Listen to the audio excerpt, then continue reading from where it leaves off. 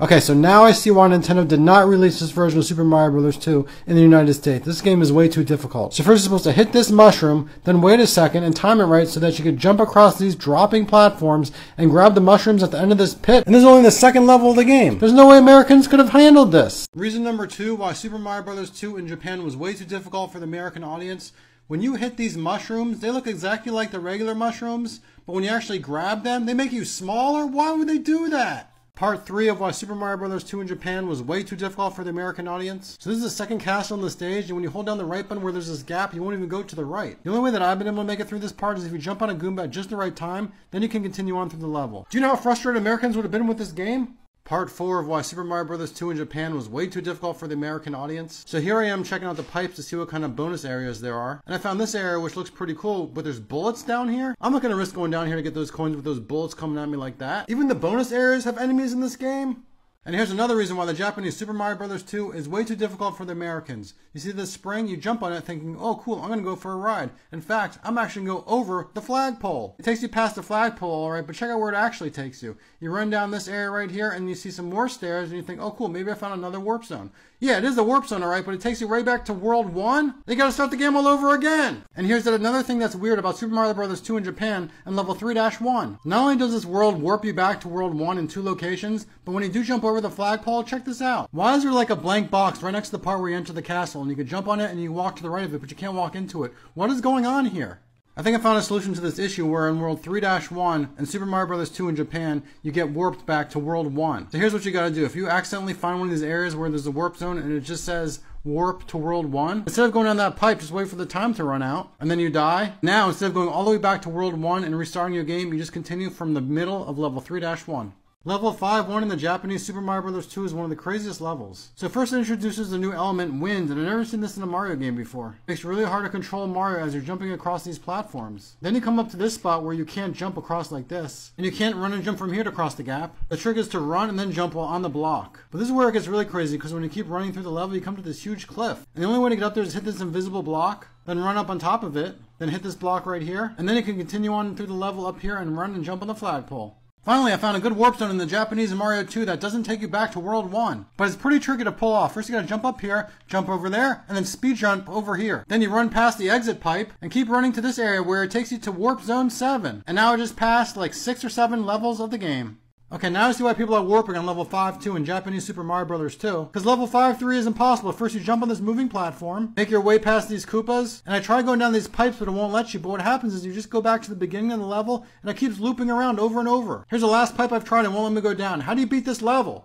Wait a second, I don't think I tried that pipe yet. Alright, first let me see if I can find that part that he's talking about. Oh, here it is. Alright, so I gotta jump on one of these Koopas. And then, oh, alright, nice. Let's see if I can go down this pipe.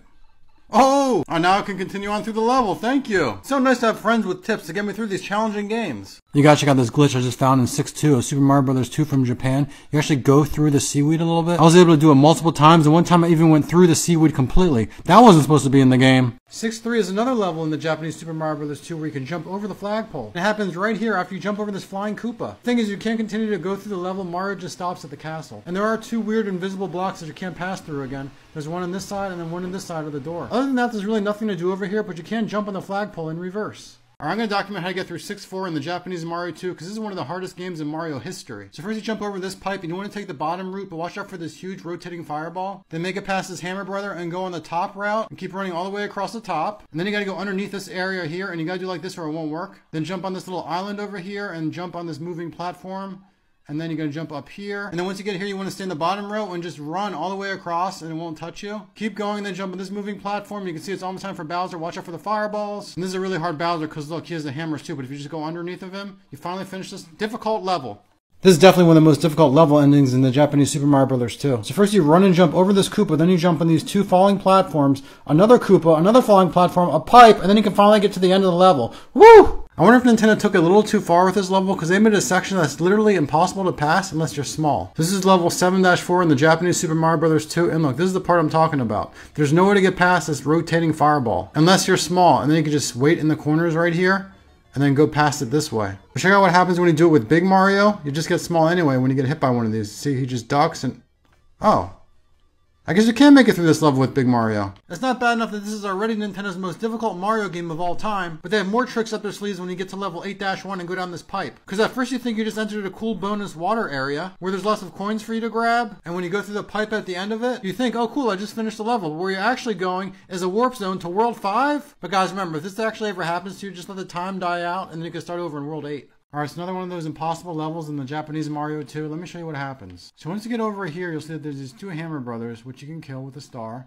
And then you get to this spot right here, but there's no way to get up there. And I've tried hitting any kind of invisible block on the screen and nothing pops up. So your only option is to go down this pipe, which takes you to this area right here where you can run through. Then you go through another pipe, and it takes you right here where I just started at. It just keeps looping around. How do I get out of here? Well, I thought this level was impossible, but people in the comments are saying that there is a way to get through it. First thing you want to do is grab this mushroom in the beginning of the stage, then run through this area, go on the trampoline, and I think this is the part that people were talking about. So there's a Koopa right here. You can jump on the Koopa, then hit the block. Oh my god, a beanstalk appeared. Look how he dances when he goes to the top. So he's supposed to jump on these clouds, and I've never seen anything like this in a Mario game before. Oh, and that's it. That's the whole level. One of the most difficult levels turned out to be one of the easiest if you know what you're doing. This is the second to last level in the hardest Mario game. So first you jump on that, and then you jump on the Lakitu. Then you gotta hop on this Koopa and go up to this cloud.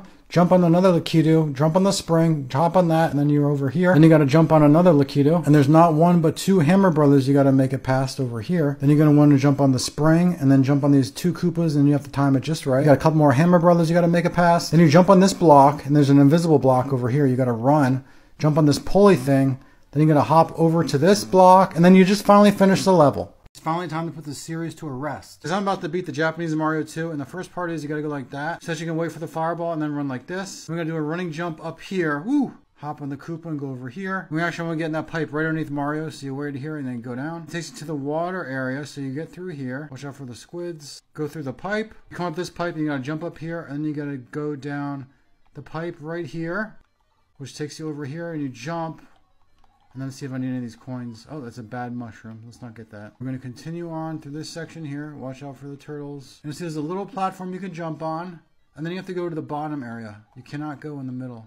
So I will just run across and then jump. Ooh, I got small, but that's okay. I'm going to continue on through the level. I think there's a Bowser coming up. There's actually two different Bowsers in this game. And you got to time it right with these Koopas. So you jump right about now.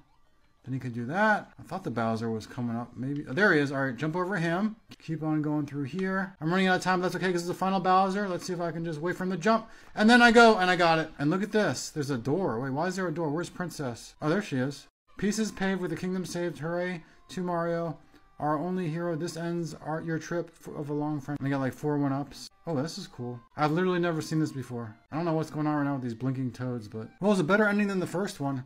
We present you with the fantasy world. Let's try... World 9-1? There's more levels to play? This is what happens right after you beat the Japanese Mario 2. You see on the top it says World 9-1. Yeah, there's a whole bunch of new levels. And when you go down this pipe, it takes you to a water level, but you see that it's actually above ground because there's clouds. And why are there coin blocks down here, but you can't actually hit them? And there's enemies like Lakitus and Hammer Brothers down here. This is the weird part. Even though it's a water level, check it out. There's still a flagpole that you can go down. What a strange level. I wonder what World 9-2 will be like. I swear these Japanese Mario 2 levels are getting weirder and weirder. So these are the bonus levels that you go to after you beat the game. You see it says World 9-3. This one's really weird because there's no enemies on it. It's just a big open level. And there's a bunch of beanstalks in it that lead to really weird bonus areas. Look at this. Here's a pipe you can go down, which takes you to another bonus area. And it looks like I got to start over in this part, so I probably did it wrong. Now you might think you should just continue on over here, but check out the secret I just found.